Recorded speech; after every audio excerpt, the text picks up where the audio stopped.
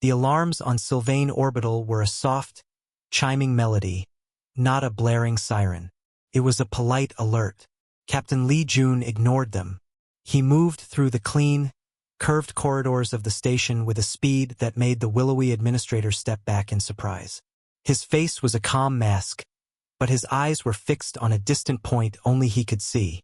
Kim Yuna met him at the airlock tube connecting to the Gyeongbok. Her expression was tight. They have verbally protested. They are not using force to stop us. Yet. They won't, Jun said, stepping onto his ship.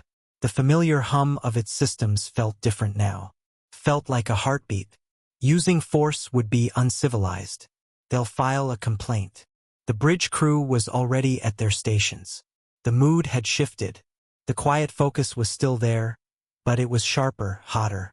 Engineer Choi Tae-min looked up from his power relays.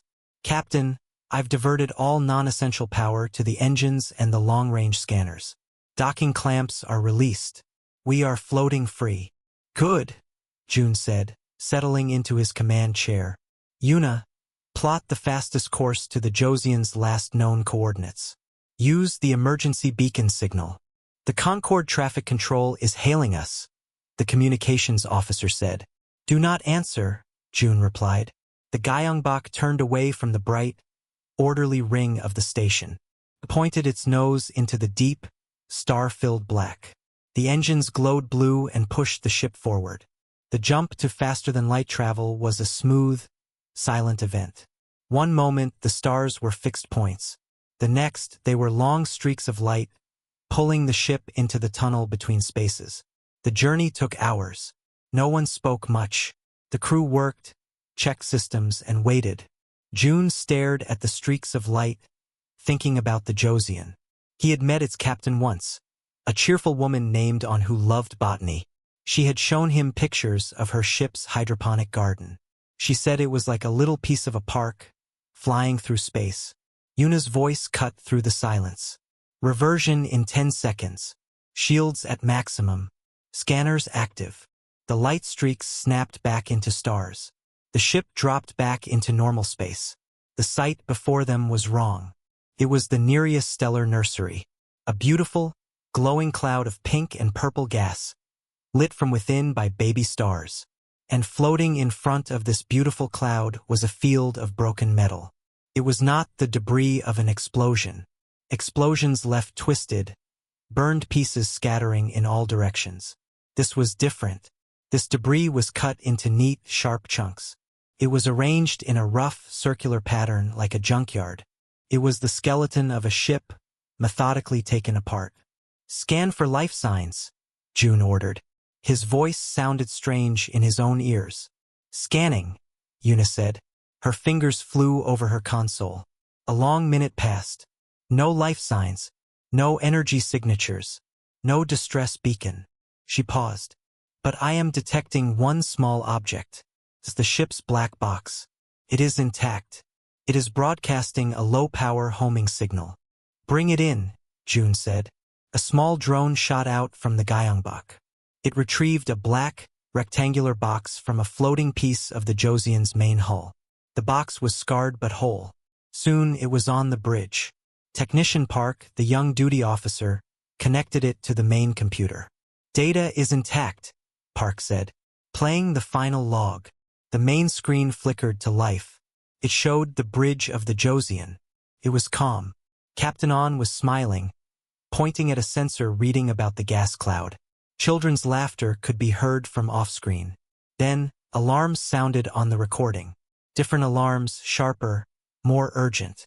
Unidentified vessels approaching, Captain On said, her smile gone. 4 of them.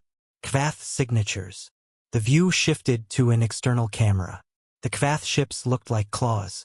They were dark, angular, and made of a material that seemed to swallow light. They did not hail the Josian. They simply surrounded it. Then, thin beams of energy shot out, not to destroy, but to latch on.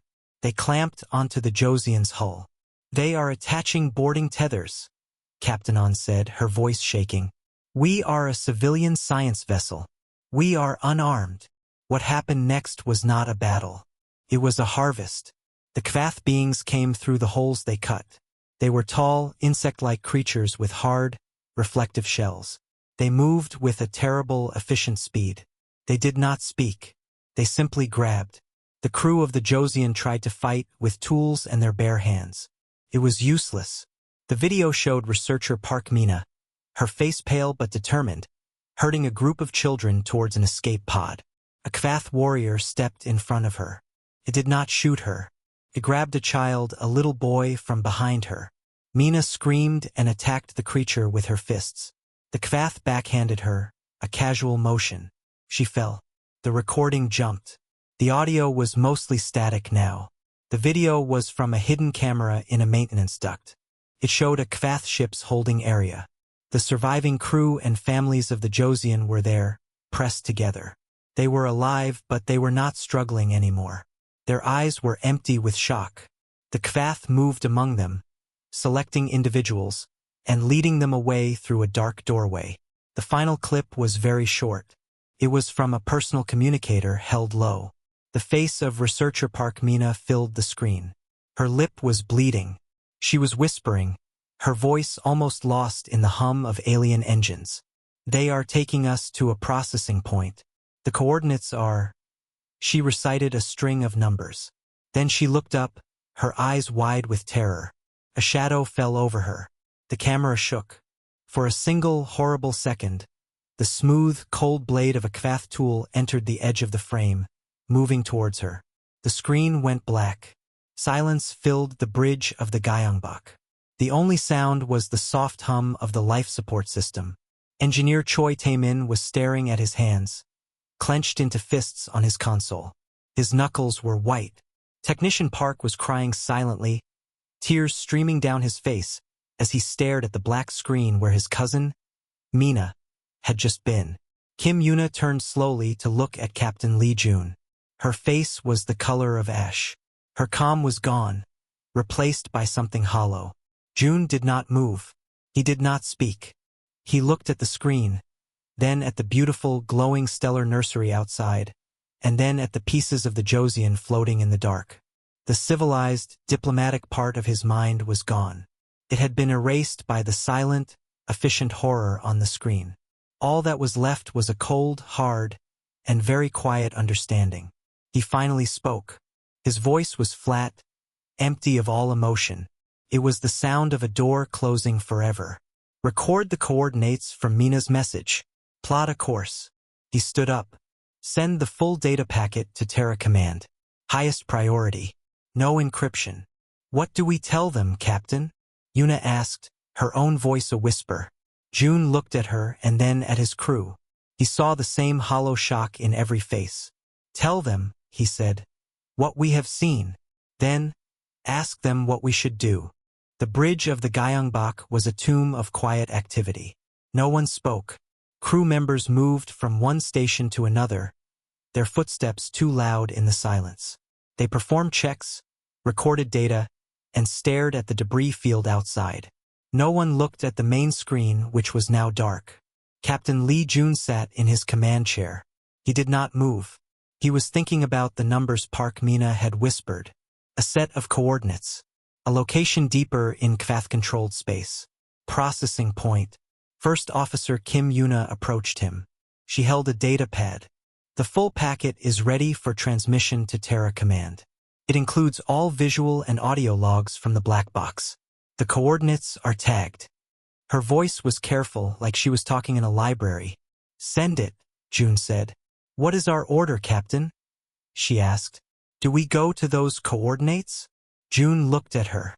He saw the question in her eyes. It was the same question screaming in his own mind. Do we follow? Do we see what they do at a processing point?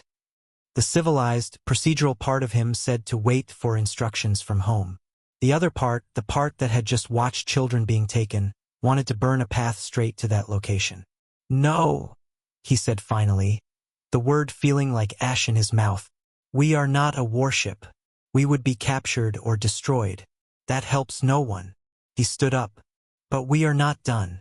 We return to Sylvain Orbital. We take this to the Concord Council. We make them see. Yuna nodded slowly. It was the logical, civilized next step. Felt utterly useless. The journey back was longer than the journey out. The ship felt heavier. The crew ate little. They slept less. The image of the Kvath blade in the final frame was burned behind everyone's eyes. When the Gyeongbok docked again at Sylvain, it was not greeted by polite administrators. A full contingent of Concord peacekeepers, their uniforms crisp and neutral, stood at the airlock.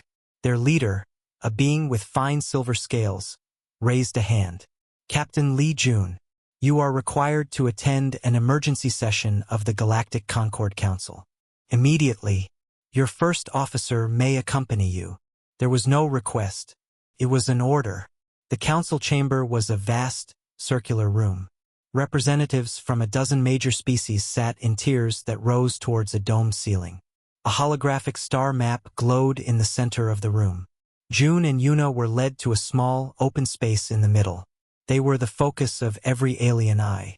The council president was a being the humans called an Aquilorian. It looked like a gentle, wise frog, with large, liquid eyes and smooth, blue-green skin. It spoke, and its voice was translated instantly, sounding calm and reasonable in their earpieces. Captain Lee Jun, you violated Concord traffic directives and entered a zone of potential conflict. You understand this is a serious matter. Jun took a breath. He kept his voice level. I understand protocol, Council President. I also understand that a Concord member's civilian vessel was attacked. His people were taken. We have the evidence. He nodded to Yuna. She touched her data pad. The main hologram shifted from the star map to the recorded logs from the Josian. She played the key scenes. The Kvath ships latching on, the boarding, the capture of the crew, the final whisper from Park Mina. The chamber was utterly silent as the horror played out in the light. When it finished, June spoke into the quiet. The Kvath have committed an act of piracy and abduction against a peaceful civilian vessel. We request the immediate mobilization of a Concord recovery fleet to these coordinates to rescue our people. A new hologram flickered to life beside the Aquilorian. It was the Kvath ambassador. It was a projection of a Kvath upper body, its chitinous shell gleaming under the chamber lights. Its compound eyes were impossible to read. Its voice was a dry click that was translated into flat, unemotional words. This evidence is misleading, the Kvath ambassador stated. The vessel Josian was operating in a zone reserved for Kvath resource reclamation. It was harvesting precious molecular gases in violation of treaties. Our forces were performing a lawful inspection. The humans resisted. There was a regrettable accident. The survivors were taken for their own safety and for questioning. June felt a hot surge of anger so powerful it made his vision blur. He clenched his fists behind his back. An accident? He asked, his voice dangerously low. You call that systematic dissection an accident? You call taking children questioning? Your emotional response is noted. The Kvath ambassador clicked. It does not change the facts of territorial law. The Aquilorian president raised a webbed hand. This is a most serious dispute. The evidence is troubling. However, the Kvath claims of territorial violation must be investigated through the proper judicial channels. We will appoint a committee to examine the treaty maps and the sensor logs. This will take time, but it is the civilized way to avoid greater conflict. June stared. He looked from the calm amphibian face to the impassive insectoid hologram. He looked at the other council members. Some looked away. Others watched with curiosity, as if this were a mildly interesting debate. Time, June said, the word echoing in the huge room. Our people do not have time. You saw the recording. You know what processing means for a species like the Kvath. Every moment we talk, they are being consumed. He used the ugly word deliberately. A murmur went through the chamber. The word was uncivilized. The Aquilorian's expression became one of gentle sorrow. Captain, your pain is understood. But the stability of the Concord is built on laws, not on impulsive action. We cannot authorize a military operation based on unverified claims. It would be uncivilized. The Kvath are a valued member of our economic community. We must follow the process. June felt something inside him break. It was not a shatter, but a quiet, final snap. The last thread of belief in this system, in their polite, deadly civilization, parted ways. He took a step forward, ignoring the protocol. His voice dropped, but it carried to every corner of the silent chamber. "You have seen the fate of our children," he said, each word clear and hard like stone. "And you speak to me of procedure?" The council president met his gaze, its large eyes blinking slowly. "Civilization," it said softly, as if explaining to a young child, "is measured by its restraint, Captain. Restraint." The word hung in the air. June thought of Park Mina's terrified whisper. He thought of Captain On's smile over her hydroponic garden. He thought of the Kvath blade. He gave one slow, stiff nod. He turned to Yuna. "We are done here." They walked out of the council chamber, past the silent, watching aliens. The huge doors closed behind them, shutting off the murmurs that were beginning to rise. In the empty, polished hallway, Yuna finally spoke, her voice thin with shock. "They are going to do nothing. They are going to let it happen." June did not stop walking. He activated his personal comm link, a direct channel to the Gyeongbok that bypassed all Concord networks. "Bridge, this is the captain. Prepare for immediate departure. Do not accept any hails. Do not wait for clearance." Then he opened a different channel, a priority encrypted link to Terra command. He sent only the raw data from the council meeting. The Kvath ambassador's denial, the Aquilorian's refusal, the verdict of procedure. He attached no comment, no request. The response came back faster than light should have allowed. It was not a long message. It was not a debate. It was 3 words. Message received. Stand by. June looked at the words on his screen. Then he looked at Kim Yuna. The fear and confusion in her eyes were slowly being replaced by something else. Something cold and waiting. He knew what the message meant. The talking was over. The Gyeongbok tore away from Sylvain Orbital for the second time. This time, there were no polite alerts. The ship's engines glowed a fierce, urgent blue, pushing it into the jump to faster-than-light speed as soon as it cleared the station's traffic zone. Behind them, unanswered hails from the Concord Council blinked and died. On the bridge, Captain Lee Jun did not give the order to go to the coordinates from Park Mina's message. He did not give the order to return to Earth. Instead, he ordered the ship to a silent, empty patch of space between major routes. Place to wait. "Hold position here," he said, his voice still carrying that flat, hollow tone. "Full sensor silence. Listen for any transmission from Terra Command." First Officer Kim Yuna carried out the orders. The great ship became a dark, quiet rock in the river of stars. The crew waited. There was no more conversation. The shock was hardening into a heavy, solid thing inside everyone's chest. On Earth, it was raining over the headquarters of Terra Command. The building was a smooth, low structure of gray stone and glass, built into the side of a hill. It did not look like a place of war. It looked like a university. Inside, in a quiet room with a wall that was one big window, 2 people watched the rain. One was General Kim Suk-jung. He was an older man, his hair gray, his face lined. He wore a simple dark green uniform with no medals. He had not slept. The other was Dr. Song Ji-woo. She was a psychologist. She wore civilian clothes, a neat, blue sweater and trousers. She held a steaming cup of tea she had not tasted. On a low table between them, a screen showed the frozen image from the Josian's final log. The Kvath blade at the edge of the frame. "They have sent the council's response," General Kim said. His voice was rough. "The Concord will not act. They have chosen procedure over our people." Dr. Song nodded slowly. She did not look surprised. "They have misread us," she said. "They see our cooperation, our adherence to their rules, as a natural state. They think it is who we are." "And it is not?" the general asked, though he already knew the answer. Dr. Song put her cup down. She turned to look at the general, her eyes serious. "For over a century, since first contact, we have practiced a global, conscious exercise, Sukjung. It was the greatest social project in human history. We didn't just build starships. We built a persona, a collective mask of civility for the galaxy. She walked to the window, watching the rain streak down the glass. We studied our own darkest history, the wars, the genocides, the cruelty, and we learned how to box it up. We conditioned it. Not to forget it, but to lock it away behind layers of social agreement, of conscious choice. We taught our children conflict resolution before they could read. We made peace our primary, visible instinct. The general watched her. A mask. A necessary one, she said, turning back. We saw the galaxy was full of predators and cautious bureaucrats. To survive, we had to be the one thing no one else was, predictably, reliably peaceful.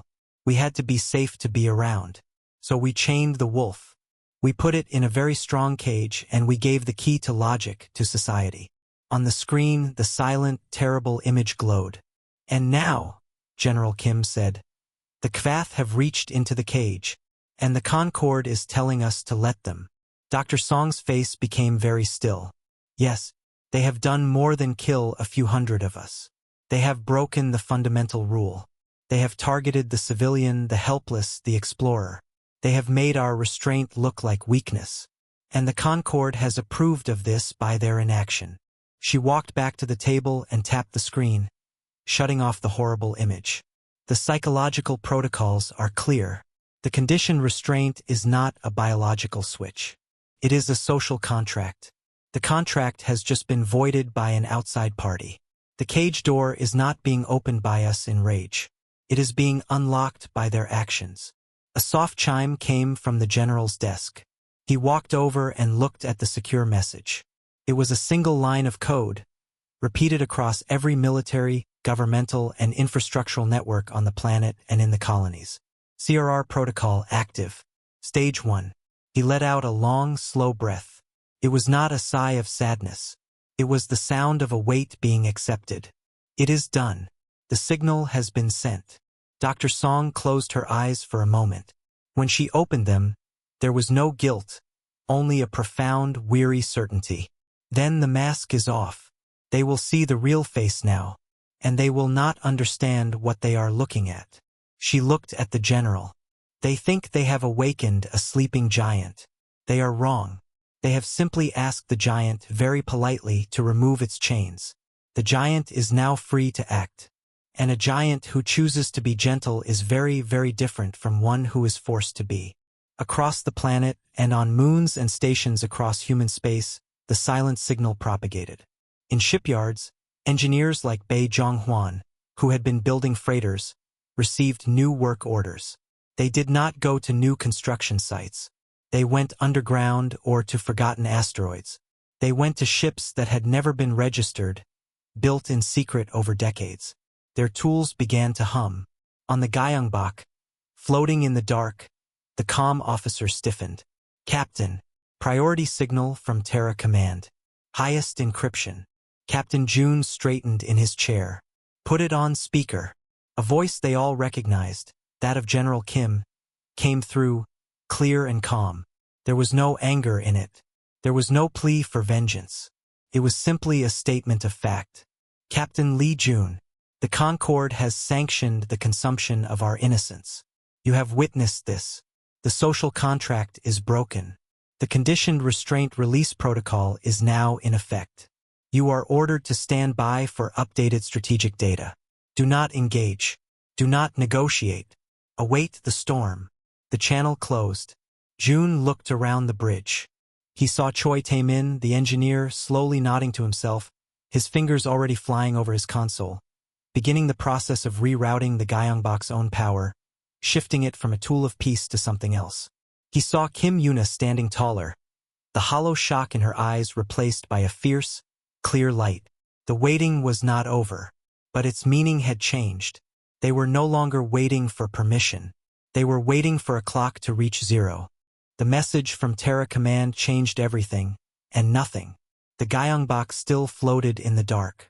The crew still waited. But the silence on the bridge was no longer the silence of shock. It was the quiet of a machine being prepared.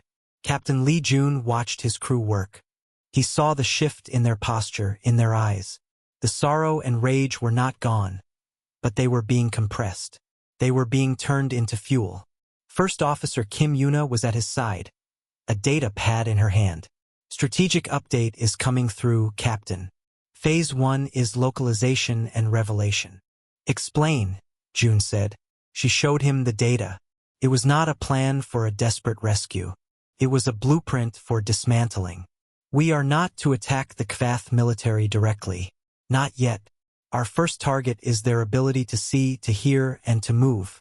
Every power hub, every communications relay, every shipyard, every jump gate controller. The data is precise. We have maps of their entire infrastructure we were never supposed to have. June scanned the lists. Targets were listed not by military value, but by function. Primary grid nexus, system-wide comm array, logistics orbital. They want to blind them first. Yes, Yuna said. And we are not alone. The data stream included fleet designations. Ships that did not exist on any public register. Names like Unyielding Resolve, Fist of the Morning, and Cradle's Vengeance were appearing from hidden points across human space. The Gyeongbok was now one small piece in a vast, emerging machine. Engineer Choi Tae-min approached. His face was smudged with grease. He had been in the lower decks for hours. Captain, the modifications are ready. We have shut down all non-critical life support zones. Recreational areas, the Arboretum, secondary habitats. They are dark and cold. Their power is now routed to the new systems. What new systems? June asked, though he suspected. Tae-min allowed himself a thin, hard smile. The ones the shipbuilders forgot to tell the Concord inspectors about. The lateral plasma cannons. The quantum cascade torpedo tubes. The heavy forward armor plating was always there, just hidden behind false hull panels. This ship was never just a diplomat, Captain. It was a watchman. And the watchman has just been told to stand up. The reality of it settled over June. His ship, a place of families and gardens, was revealing its teeth. He thought of the children who had played in the corridors now being sealed off. He pushed the thought away. There was no room for it now. Make the ship ready, he said. Across human space, the same quiet transformation was happening. In the asteroid belt, old miners like Bei Zhonghwan guided massive tugs. They were not towing rocks. They were pulling away camouflage netting and false rock faces from hidden dry docks. Inside, sleek, gray vessels powered up for the first time. They bore no bright flags. They carried only a simple, stark symbol, a broken chain. On Earth, the public did not riot. There were no fiery speeches on the news.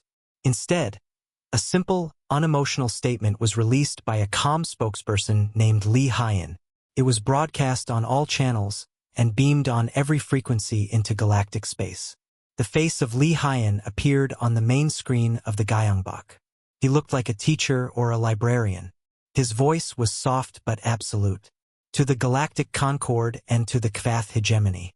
You have seen the evidence of the attack on the civilian vessel Josian.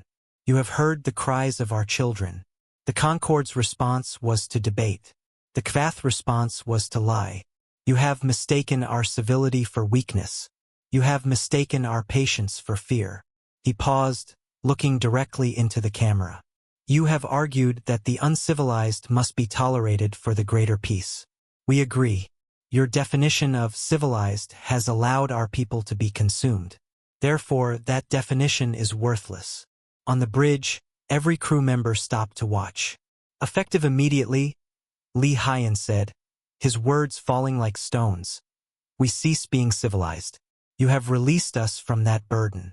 Do not interfere with what follows. The message ended. The screen went back to a star chart. The silence that followed was different from all the others. It was final. The last tie was cut. The path ahead was clear, and it was dark. Captain June stood up. All stations, report readiness. One by one, the calls came in. Weapons, ready. Engines, ready. Navigation, ready. Course laid in to primary target. Kvath Sector Alpha Comm Hub. Sensors, ready. Life support minimal and ready. June looked at Kim Yuna. She gave a single, sharp nod. Captain, the comm officer said, his voice tight. We are receiving a hail from the Concord Council on Sylvain. The council president is demanding an explanation for our inflammatory message. June did not even look at the comm screen. He kept his eyes on the streaking starfield ahead, waiting for the order to jump. Tell them, he said, his voice quiet and cold in the stillness, that the time for explanations is over. Humanity is now engaged in a different kind of dialogue. He tapped a key on his chair, opening a fleet-wide channel. A single, blinking icon appeared on his screen, the command from Terra. The order to execute. All human vessels, Captain Lee Jun said, the words not his own, but flowing through him from the heart of a wounded, furious species. Begin Phase 1. Move out. The Gyeongbok's engines flared. A brilliant, violent blue. It shot forward into the jump point, leaving the world of debate and procedure behind forever. It was no longer a ship of peace. It was the first sharp note in a song of ruin. The Kvath Command Nexus was a fortress world. It was not a planet for living. It was a planet for war. Its surface was covered in towers of black metal and swirling defense shields. In orbit, hundreds of warships patrolled in perfect, menacing patterns. They were predators, sleek and sharp. They expected a fight. They were ready for an enemy to come screaming in with fury and fire, blinded by rage. They were not ready for what came. The first thing that happened was the lights went out. At the primary power grid station on the dark side of the planet, Kvath engineers monitored the flow of energy to the defense towers. One moment, the screens glowed with data. The next, they were black. Not just offline. Dead. A silent, unmoving black. The engineers clicked in confusion. Backup power did not engage. Emergency lights did not flicker. It was as if the concept of electricity had been erased from that place. In high orbit, the massive communications array was a delicate web of crystals and metal. It listened to the galaxy and whispered to the Kvath fleet. A single, small human vessel, the size of a cargo shuttle, emerged from a jump point nearby. It did not fire a laser. It did not launch a missile. It released a canister. The canister burst open, releasing a cloud of microscopic, self-replicating machines. They fell upon the array like metallic dust. Where they touched, the crystal circuits clouded, cracked, and went silent. The whispers stopped. Every ship in the local fleet lost contact with command at the same exact second. Chaos, the slow, cold kind, began. On the bridge of the Gyeongbok, Captain Lee Jun watched the tactical map. It showed the Kvath defense network not as lines of power, but as a list of targets. One by one, the lights on the map were blinking out. Not from explosions, but from a quiet, surgical severing. Primary comm array is dark, Kim Yuna reported, her voice calm. Sector Gamma power relay is offline. Their logistics orbital is reporting a complete failure of its docking guidance systems. Ships are colliding in the berths. June nodded. Proceed to our designated target. The shield generator hub. The Gyeongbok dropped out of its jump near the hub. It was a massive station, projecting the energy shields that protected the most important towers on the planet below. For Kvath destroyers, sleek and angry, moved to intercept. They opened fire. Green plasma bolts streaked towards the human ship. Evasive pattern beta, June said, not raising his voice. The Gyeongbok moved. It was not the sluggish drift of a generation ship. It was a sharp, brutal dance. It slid between the bolts of plasma. At the same time, panels on its sides slid open. Weapons that were not meant to be there emerged. Lateral cannons, fire, June ordered. Blue-white lances of energy shot from the Gyeongbok. They did not target the Kvath ship's weapons or engines. They targeted the delicate sensory arrays on their hulls. The arrays exploded in showers of sparks.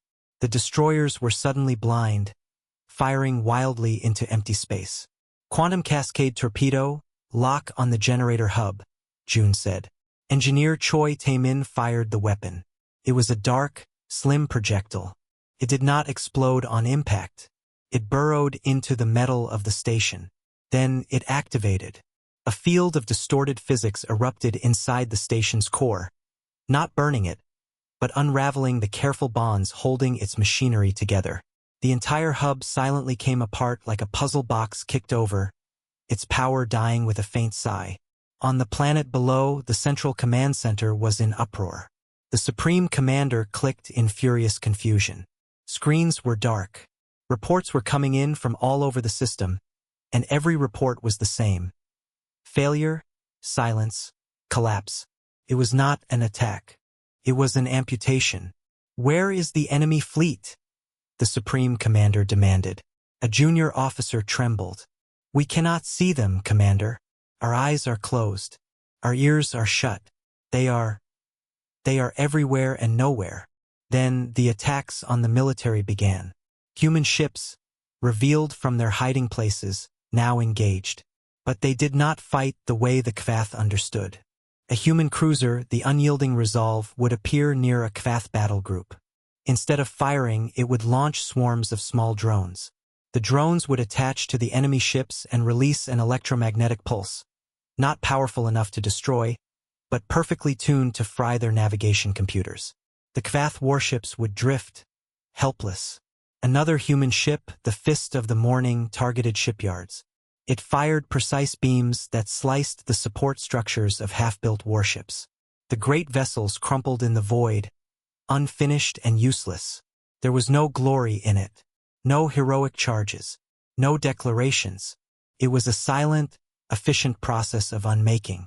The Kvath military was like a powerful body being given a nerve block. Its limbs were still there, but the signals to move them were gone. The fear turned to terror because the enemy was not meeting their strength. The enemy was deleting the battlefield itself. Back on the Gyeongbok, June watched the final stage of the plan activate on his screen. The coordinates from Park Mina's message, the processing point. A new wave of human ships, smaller and faster, jumped into that location. It was an asteroid facility. Sensor images showed life signs inside. Human life signs. The human ships did not bombard the asteroid. They did not demand surrender. They cut their way in with the same terrible precision. They found the holding cells. They found the processing floors. The images that came back were not shared on the open channel. They were for Terra Command only.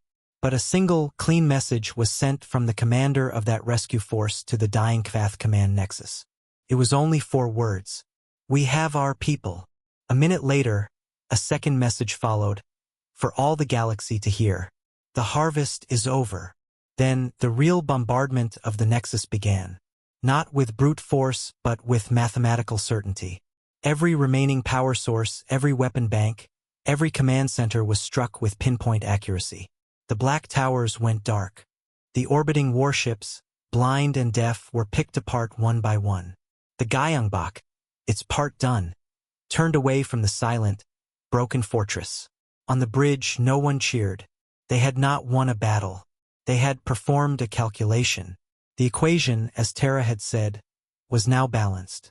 Captain June looked at the wreckage of the shield hub on the screen, then out at the stars.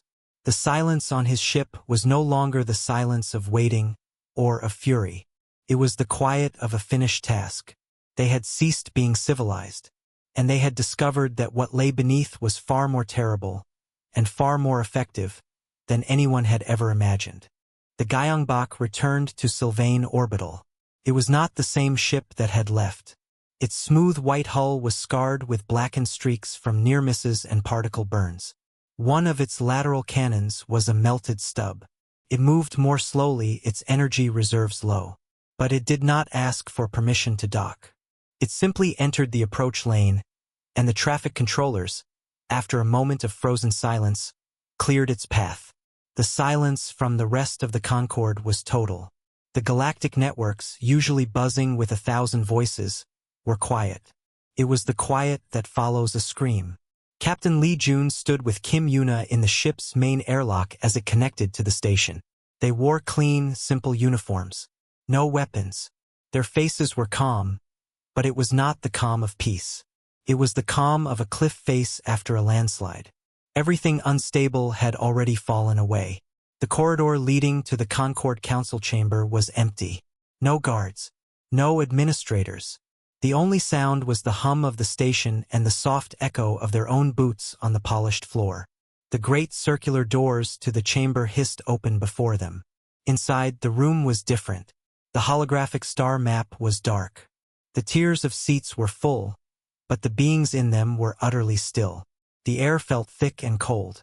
Every eye was fixed on the two humans as they walked to the center of the room.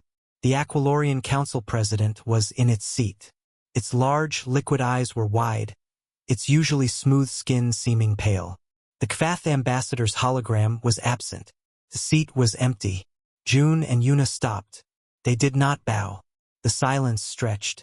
Finally, the president spoke, its translated voice barely a whisper. Captain Lee June, the events in Kvath space have been observed. June waited. He said nothing. The scale of the response. The president continued, struggling for the right civilized words. The totality of the infrastructure loss. It is without precedent. Billions of Kvath are without power, without communication. Their military is a collection of drifting hulls. Their economy has ceased to function. Still, June was silent. He simply looked at the president, his gaze level and patient. A different ambassador, a mammal-like being with fur of silver, found its voice. You have committed an act of systemic annihilation. It was not a war. It was an eradication. June turned his head slowly to look at the speaker. No, he said, the single word sharp in the quiet. We committed an act of retrieval and balance. The Josian and its people have been recovered. The equation, as we stated, has been balanced. But the cost? The silver-furred ambassador exclaimed, a hint of its own fear breaking through. You have destroyed an entire civilization's ability to function. Kim Yuna spoke then, her voice clear. You are mistaken. We destroyed their ability to harvest.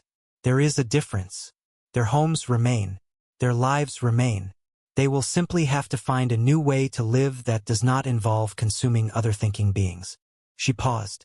A more civilized way, perhaps. The council president recoiled as if struck. The word civilized in her mouth sounded like a threat. The Kvath government has fallen, the president said, its voice trembling. There is chaos. Famine is likely. Disease. And that is a tragedy, Captain June said, his tone flat, devoid of the sorrow the word implied. It is a tragedy they created for themselves when they chose to prey upon the helpless. It is a tragedy you approved when you chose procedure over protection. The responsibility for that coming famine lies with the harvester, and with the watchman who looked away. He took a single step forward. The entire chamber seemed to hold its breath. Humanity will resume its peaceful trade and diplomacy. Our ships will return to building and carrying and exploring. The conditioning you saw break. He glanced at Yuna. It is already being reestablished. The restraint is returning. He looked around the room, meeting the gaze of every stunned ambassador. But understand this, that restraint is now and forever will be a choice. A conscious, daily choice made by every man, woman, and child of Terra. It is not a chain you placed on us. It is a mask we wore for you. You have now seen the face beneath. He let the image hang in the terrible silence. So henceforth, he said, his final words dropping like stones into a deep well. Let our past civility not be misunderstood. You have seen what lies beneath it. It is not mindless rage. It is arithmetic, cold, clean, and absolute. Remember the result. He did not wait for a reply. He turned. Kim Yuna turned with him. Together, they walked back across the wide, empty floor towards the doors. No one spoke. No one moved to stop them.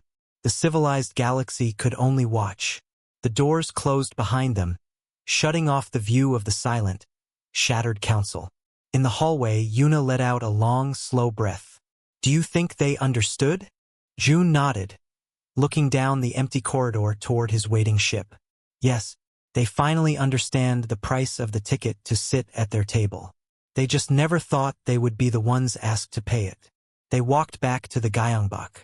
Around the station, viewports were filled with faces of 100 different species. watching the scarred human ship.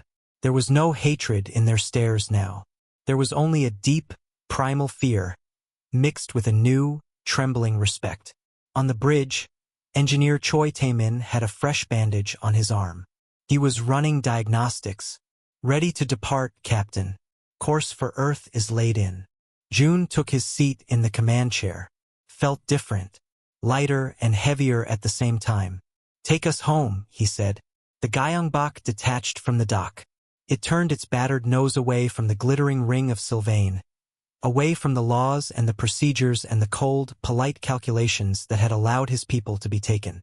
It pointed toward the distant, blue-green dot of Earth, a world that had just taught the galaxy a brutal, simple lesson, that the most terrifying force in existence is not a monster that cannot be controlled.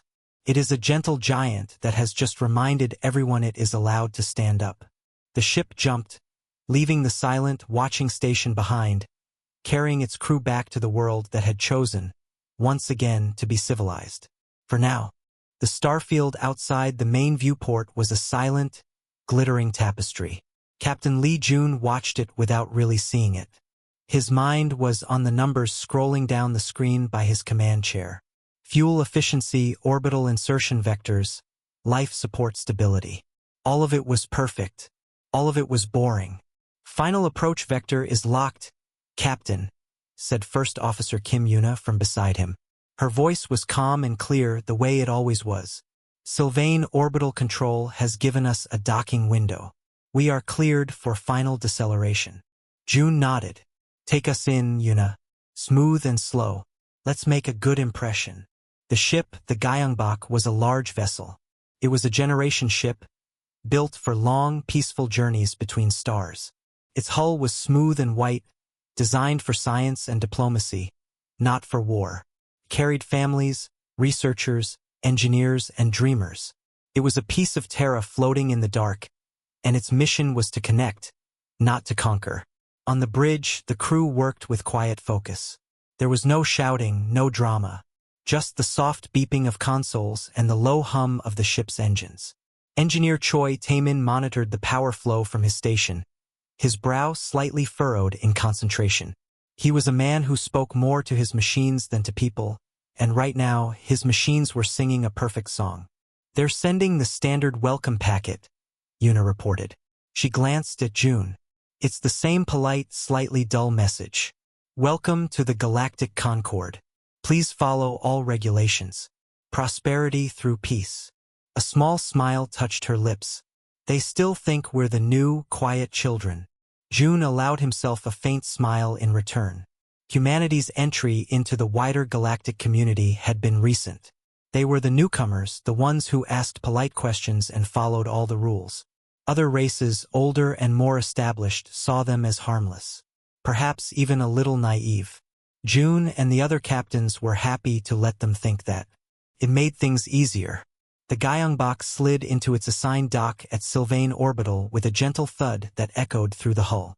The station was a massive ring of metal and light, home to hundreds of different species. Through the viewport, they could see the strange, elegant shapes of other ships, belonging to races with unpronounceable names. The debarkation process was a lesson in tedious protocol. June, Yuna, and a small diplomatic team were met by the Sylvain administrators. The administrators were tall, willowy beings with gray skin and large, dark eyes. They were impeccably polite. Captain Lee Jun, the lead administrator said, its voice a soft whisper. Your punctuality is noted.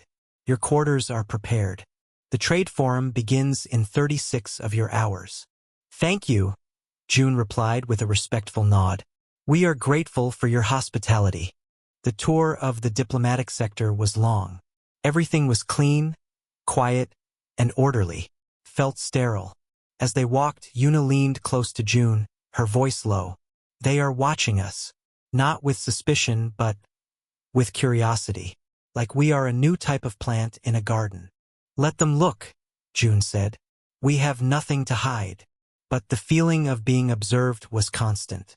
It was in the way the other galactic citizens glanced at them and then quickly looked away.